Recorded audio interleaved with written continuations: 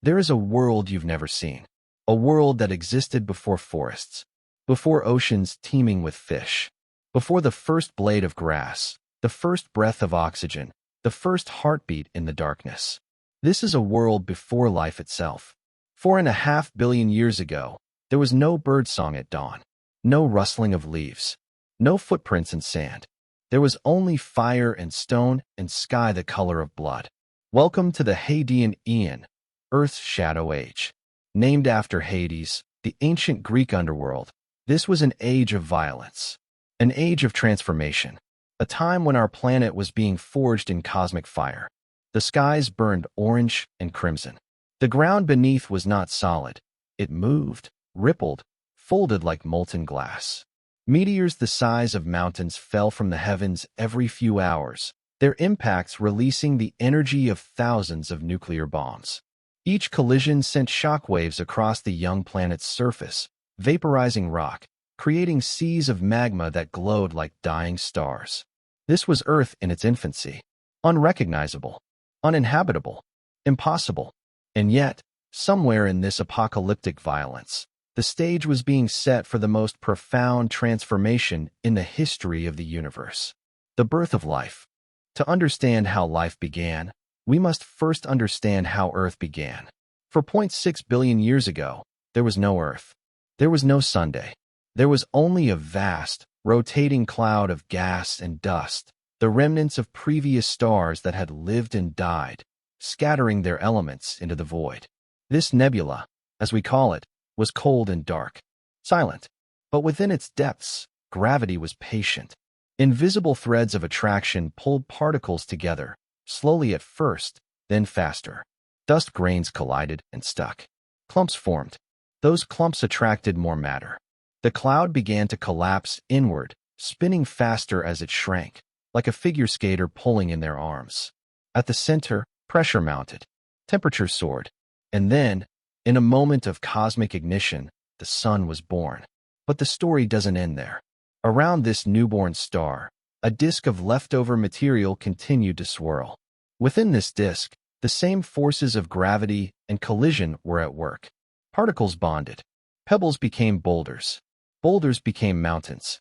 Mountains became planetesimals, objects kilometers across, orbiting chaotically through the young solar system. It was a shooting gallery, a demolition derby on a planetary scale. And somewhere in this chaos, a particular collection of rock and metal was growing larger than the rest. We would come to know it as Earth, but its formation was violent. Every collision added mass, and every addition of mass added heat. The kinetic energy of impacts, objects slamming together at thousands of kilometers per hour, converted into thermal energy. The young planet grew hot, then hotter. Its surface became an ocean of liquid rock, glowing with its own light. This was not yet a world. It was a wound in space, a hot scar of matter still healing from its creation. And then came the collision that would change everything. Approximately 4.5 billion years ago, a Mars-sized protoplanet named Theia, after the Greek Titan mother of the moon, crossed paths with the infant Earth. The two objects were on a collision course. When they struck, it was not a head-on impact. Instead, Theia sideswiped Earth at a shallow angle, hitting with such force that both worlds were partially destroyed. The iron core of Theia merged with Earth's core, sinking through molten rock under the pull of gravity. But the outer layers, mantle material from both planets, were vaporized and ejected into space. A ring of superheated debris encircled the wounded Earth, glowing like a second sun. And within weeks or months, gravitational forces pulled this debris together. It coalesced into a sphere. It cooled, slowly, into a solid body. The moon. Earth now had a companion, a sentinel that would stabilize its rotation, generate tides, and watch over the world as it transformed from hellscape to haven. But that transformation would take time, hundreds of millions of years.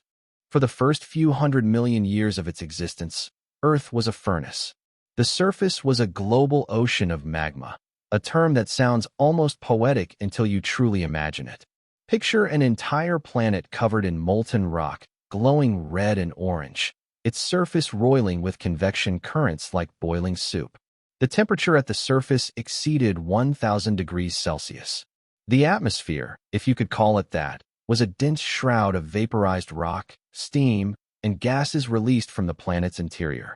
There was no water, not as we know it. Any water present existed as superheated vapor, trapped in the thick, choking atmosphere above the magma ocean.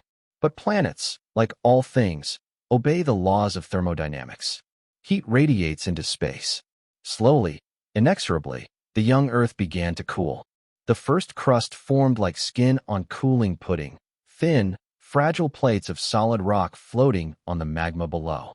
These plates cracked and sank back into the inferno, only to be replaced by new crust. Over and over, the cycle repeated. But with each cycle, the crust grew thicker, more stable. The magma ocean began to solidify from the outside in. By 4.4 billion years ago, Earth may have had its first stable crust. Not continents, not yet, but solid ground nonetheless. And with cooling came condensation. The water vapor trapped in the atmosphere began to rain. At first, the rain never reached the ground. It evaporated in the searing heat before it could touch the surface, rising back into the sky in an endless cycle. But as the planet continued to cool, eventually, somewhere, a single drop of water struck hot rock and didn't immediately boil away. Then another drop, and another. The first rain. It must have been torrential, a deluge that lasted not days or weeks, but thousands of years, maybe tens of thousands. The sky opened, and the oceans fell. Steam rose from the surface in vast plumes, creating a permanent fog that blanketed the world. The rain was not clean, not pure.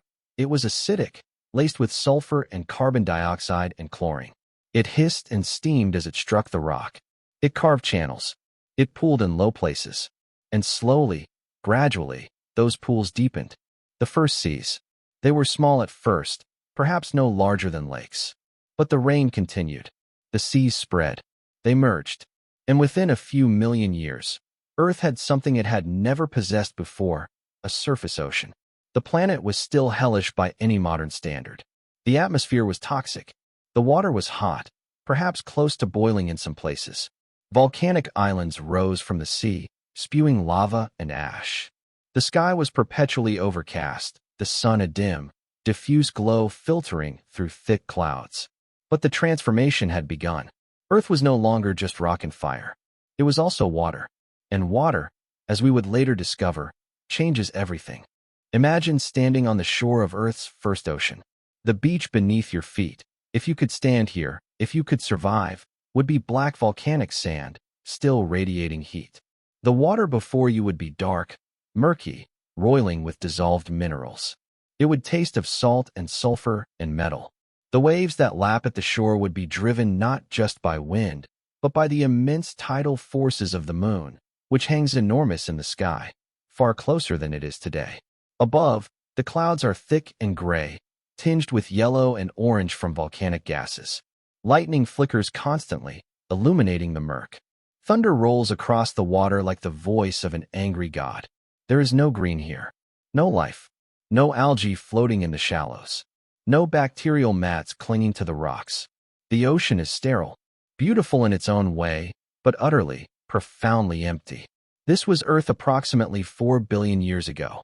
The Hadean Eon was drawing to a close, transitioning into the Archean, the age of ancient things. The planet had stabilized. The bombardment of meteors had lessened, though it had not stopped entirely. There would be one final cataclysm, the late heavy bombardment, around 3.9 billion years ago, when a spike in asteroid impacts nearly sterilized the planet's surface once more. But for now, in this brief window of relative calm, the oceans endured. Where did the water come from? This question has puzzled scientists for decades, and the answer is likely twofold. Some of it came from within. As the planet formed and its interior heated, water trapped in minerals was released as vapor. This process, called outgassing, continues even today in volcanic eruptions. The early Earth was far more volcanically active than it is now, and the sheer volume of water vapor released over millions of years could have filled the ocean basins many times over. But some of it likely came from space. Comets, those icy wanderers from the outer solar system, are essentially dirty snowballs. When they strike a planet, they deliver water. During Earth's early history, the inner solar system was a chaotic place, and countless comets must have struck the young world. Each impact added to the growing inventory of surface water. There's also a third possibility, one that scientists are still investigating: asteroids. Not all asteroids are dry rocks. Some, particularly those that formed farther from the sun, contain significant amounts of water locked in mineral structures. These hydrated asteroids, bombarding Earth over millions of years, could have contributed substantial amounts of water to the planet's surface. However it arrived, the water stayed. And once it stayed, it began to do what water does best. It acted as a solvent. Water dissolves things. It breaks down minerals, releasing ions into solution. The early ocean became a chemical soup, rich in dissolved metals, salts, and gases. Iron, magnesium, calcium, sodium, chlorine.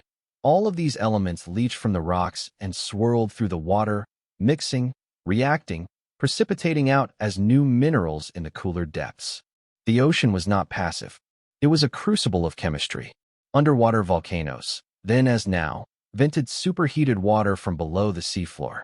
These hydrothermal vents created temperature gradients, chemical gradients, energy gradients. Hot met cold, acidic met alkaline, reduced compounds met oxidized ones. And in these gradients, something extraordinary became possible. Chemistry became complex. Life is chemistry. Strip away the poetry, the mystery, the philosophy. At its core, life is a collection of chemical reactions. Reactions that take in energy and matter, transform them, and use them to maintain structure, to grow, to reproduce. But not just any reactions. Life requires specific, intricate molecules, proteins, nucleic acids, lipids, carbohydrates, all working in concert. The question that haunts us, the question that drives scientists to peer back into deep time, is simple and profound. How did those molecules arise from a world of simple chemicals? How did complexity emerge from simplicity? The early Earth was not a hospitable place, but it was not chemically boring. Far from it.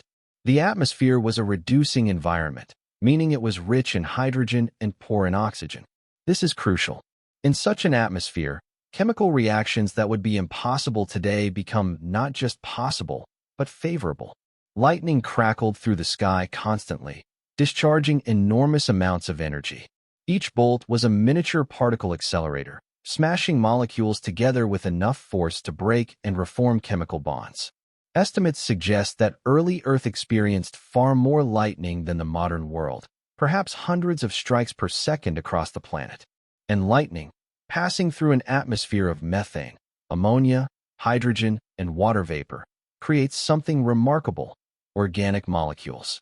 In 1953, a young graduate student named Stanley Miller, working under the chemist Harold Urey, decided to test this hypothesis. He built an apparatus, a closed system of glass flasks and tubes, and filled it with the gases thought to compose Earth's early atmosphere. Then he added water to simulate an ocean, and he applied electrical sparks to simulate lightning. He ran the experiment for a week. When he analyzed the water at the end, he found something astonishing: amino acids, the building blocks of proteins. They had formed spontaneously from simple gases and energy. The Miller-Urey experiment, as it came to be known, was groundbreaking. It demonstrated that the fundamental components of life could arise through purely natural processes, without any biological intervention. You didn't need life to make the molecules of life. You just needed the right conditions. But there was a problem. Later research suggested that Earth's early atmosphere might not have been quite as reducing as Miller and Urey assumed. Perhaps it contained more carbon dioxide and nitrogen, fewer hydrocarbons. Does that invalidate the experiment? Not quite, because we now know there were other sources of organic chemistry on the early Earth, sources that don't rely on the atmosphere at all. Deep beneath the ocean's surface, along the fractures and fissures of the seafloor, hydrothermal vents pour superheated, mineral-rich water into the cold depths. These vents exist today, and they almost certainly existed in the Archean, perhaps in even greater numbers. Around these vents, dissolved gases and minerals meet in specific, concentrated conditions. Temperature gradients create convection currents. Minerals precipitate, forming chimney-like structures. And within these structures, within the tiny pores and channels, chemistry happens. Iron and sulfur compounds, abundant near these vents, can catalyze reactions, speed them up, guide them toward specific products. Some scientists believe these minerals acted as primitive enzymes, facilitating the formation of more complex organic molecules from simple precursors. There's even a hypothesis, championed by biochemist Mike Russell and others, that life itself may have begun at these vents. Not at the surface, battered by UV radiation and meteorites, but in the dark, stable depths, where chemistry could proceed undisturbed for millions of years. Another possibility involves impact events. When a meteor strikes the ocean, it doesn't just create a crater. It generates intense heat and pressure in the water. These conditions can drive chemical reactions, synthesizing complex organics from simpler compounds. Given the frequency of impacts in the late Hadean, these brief, violent moments may have contributed significantly to the planet's inventory of organic molecules. And then there's space itself. Meteorites aren't sterile rocks. When we analyze them today, we find them rich in organic compounds, amino acids, nucleobases, even sugars. The Murchison meteorite, which fell in Australia in 1969, contained more than 70 different amino acids, most of which don't exist in terrestrial biology. Space, it seems, is a chemist. And early Earth was being constantly seeded with these molecules, delivered by the very impacts that scarred its surface. By the end of the Hadean, perhaps by the beginning of the Archean, Earth's oceans were not just water. They were a thin broth of organic molecules, amino acids, lipids, simple sugars, nucleobases. The ingredients of life, floating free, mixing in the currents, concentrating in tidal pools and around hydrothermal vents, and in the tiny spaces within porous rocks. But ingredients are not life. A bag of flour and sugar is not a cake. Something more was needed. Organization, information, self-replication. The question remained, how do you get from molecules to metabolism? From chemistry to biology? This is the hardest problem in all of science. There are theories, many theories, each elegant in its own way, each supported by fragments of evidence, each incomplete. Let's start with the most famous, the primordial soup. The idea is simple. In some shallow pond or tidal pool, organic molecules accumulated over time. Evaporation concentrated them. UV light from the sun provided energy. And through random collisions, through trial and error over millions of years, these molecules began to stick together in longer chains. Polymers formed, primitive proteins, primitive nucleic acids. Eventually, by chance, a molecule arose that could catalyze its own formation. It could make copies of itself using the raw materials around it. This molecule, perhaps a strand of RNA, became the first replicator. And once you have replication, you have evolution. Some copies are more stable than others. Some replicate faster. Natural selection begins, even in the absence of cells, even in the absence of what we'd call life. This is the RNA world hypothesis, and it's compelling. RNA is remarkable. Unlike DNA, which is just a storage molecule, RNA can both store information and catalyze reactions. It's a two-in-one molecule, a jack of all trades. In modern cells, RNA plays countless roles: messenger, transporter, regulator, even enzyme. It's not hard to imagine a world where RNA did everything, before DNA and proteins took over the more specialized roles. But there's a problem. RNA is fragile. It breaks down easily, especially in water. And the chemical reactions needed to form RNA from scratch are finicky, requiring specific conditions that may have been rare on the early Earth. So maybe life didn't start with RNA. Maybe it started with something simpler. Some scientists propose that metabolism came first. Not replication, but chemistry. Networks of reactions that feed into each other. Autocatalytic cycles that grow and spread. Imagine a chemical system that takes in simple molecules and energy, transforms them through a series of steps, and produces more of the catalysts that drive those same steps. It's self-sustaining. It's self-amplifying. It's almost alive. These metabolic networks could have arisen spontaneously in the right environment, perhaps on the surface of certain minerals, perhaps within the microscopic pores of rocks near hydrothermal vents. And once established, they could have served as scaffolding for more complex molecules, like RNA, to evolve within. This is called the metabolism-first hypothesis, and it has passionate advocates. But critics point out that metabolism without heredity is a dead end. You can't have evolution without information, without a way to pass traits from one generation to the next.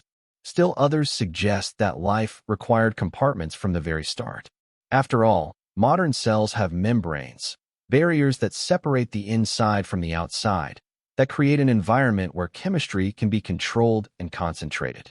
Lipids, fatty molecules, spontaneously form bubbles in water. Drop certain lipids into an aqueous solution, and they'll self-assemble into spheres called vesicles. These aren't alive, but they're interesting. They can grow, absorb molecules, even split into smaller vesicles under the right conditions. Could the first protocells have been simple lipid vesicles with some primitive metabolism and a few replicating molecules trapped inside? It's possible. It's even elegant. But the details remain frustratingly unclear.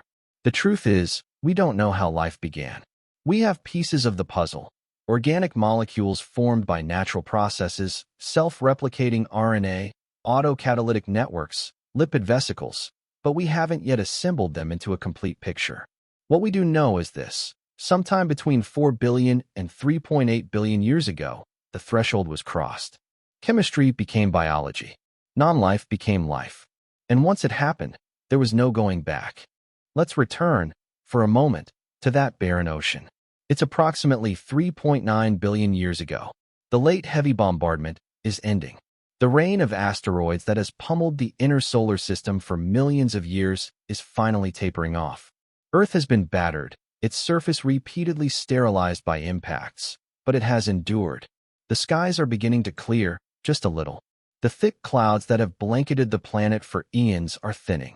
For the first time in Earth's history, the sun is visible, not as a diffuse glow, but as an actual disk of light, pale and strange in the alien sky. The ocean stretches to every horizon, unbroken except for scattered volcanic islands that rise and fall as the planet's crust shifts and churns. Waves, driven by the close moon and violent winds, crash against black sand shores. Tides rise and fall in 100-meter swings, flooding and exposing vast stretches of coastline twice a day. Beneath the surface, the water is dark. Sediments, stirred by currents and volcanic activity, cloud the depths. There are no fish darting through the murk, no jellyfish pulsing in the shallows, no whale songs echoing through the deep. The silence is absolute, profound. This is a living planet without living things. A world rich in chemistry but empty of biology. And there's a strange beauty in that. The minerals precipitating from the water create delicate structures on the seafloor, crusts of calcite and aragonite, towers of silica, iron-rich muds that glow rust red in the dim light. Lightning storms illuminate the clouds from within, casting flickering shadows across the waves. Auroras, driven by the solar wind interacting with Earth's magnetic field, dance across the polar skies in sheets of green and red. It's a planet of stone and water and light. A planet waiting for the spark. We don't know where it happened. It could have been in a shallow tidal pool, warmed by the sun, concentrated by evaporation. It could have been around a hydrothermal vent, 3 kilometers deep, where mineral-rich water met cold seawater in a maze of microscopic chambers. It could have been in the pore spaces of a rock, or on the surface of a clay particle, or within a lipid vesicle bobbing in the open ocean. We don't know when it happened, exactly. Sometime in the Archean, most likely. The earliest fossil evidence of life, structures called stromatolites, formed by layered mats of microorganisms, dates to about 3.5 billion years ago. But chemical signatures in rocks suggest that life may have existed as early as 3.8 billion years ago, perhaps even earlier. We don't know what it looked like. It wasn't a cell, not yet. Not in the modern sense. It was probably simpler, smaller, more fragile. But at some point, in some corner of this barren ocean, a molecule began to replicate. It was probably RNA or something like it. A strand of nucleotides, assembled by chance or by some catalytic process we don't yet understand. And this strand had a special property. Its sequence was such that it could bind to other, similar molecules in a way that catalyzed the formation of copies of itself. The first replicator. It made copies. Those copies made more copies. And some of those copies had errors, mutations. Most of the mutations were harmful, producing molecules that didn't replicate as well. But a few, just a few, were beneficial. They replicated faster, or more accurately, or in a wider range of conditions. Natural selection began its work. Over time, these replicating molecules became more complex. They began to work together, forming networks. Some molecules specialized in catalysis, others in storing information. Still others formed protective shells. And eventually, somewhere along this gradual path, the first true cell emerged. A membrane-bound compartment containing a genome, a metabolism, and the machinery to reproduce itself. The first living thing. We'll never know its name. We'll never see its face under a microscope or extract its DNA. It left no fossils, no direct descendants we can trace. But we know it existed because we exist. Every organism on Earth, every bacterium, every plant, every animal, every fungus, is descended from that first cell. We share the same genetic code, the same basic biochemistry, the same molecular machinery. We are all children of that moment, that spark in the darkness. Life had begun. The world that emerged from the Hadean was unrecognizable compared to the one that had entered it. What started as a ball of molten rock, bombarded by meteors, had become a planet with oceans and atmosphere, and, most remarkably, living organisms. But those organisms were simple, microscopic. For the next billion years, perhaps longer, life on Earth consisted of nothing but single-celled microbes. No plants, no animals, no complexity, just bacteria and archaea drifting through the water, clinging to rocks, forming thin mats on the seafloor. And yet, these humble organisms were transforming the planet. Some of them learned to harness the energy of sunlight through photosynthesis. At first, this process didn't produce oxygen. It used other compounds, like hydrogen sulfide, as an electron donor. But eventually, around 2.4 billion years ago, a group of bacteria evolved a new, more efficient form of photosynthesis. This version split water molecules to extract electrons. And as a byproduct, it released oxygen. At first, the oxygen didn't accumulate in the atmosphere. It reacted with dissolved iron in the oceans, with volcanic gases, with rocks on the surface. But eventually, those sinks became saturated, and oxygen began to build up. This event, called the Great Oxidation Event, fundamentally changed the planet. Oxygen is reactive, toxic to many of the organisms that had evolved in its absence. It may have caused a mass extinction, wiping out countless species of anaerobic microbes. But it also opened up new possibilities. Oxygen enables more efficient metabolism. It allows organisms to extract more energy from nutrients. And eventually, it allowed complex, multicellular life to evolve. Without the Great Oxidation Event, there would be no animals, no plants, no you. And it all traces back to that Hadean world, to the water that condensed from the sky, to the organic molecules synthesized by lightning and delivered by meteorites, to the chemistry that unfolded in the darkness, patient and persistent, until it crossed the threshold into biology. The Hadean was not a failure. It was not a dead end. It was a beginning. It was the crucible in which our world was forged. If you enjoyed this journey, like, share, and subscribe. More stories of our ancient world are on the way.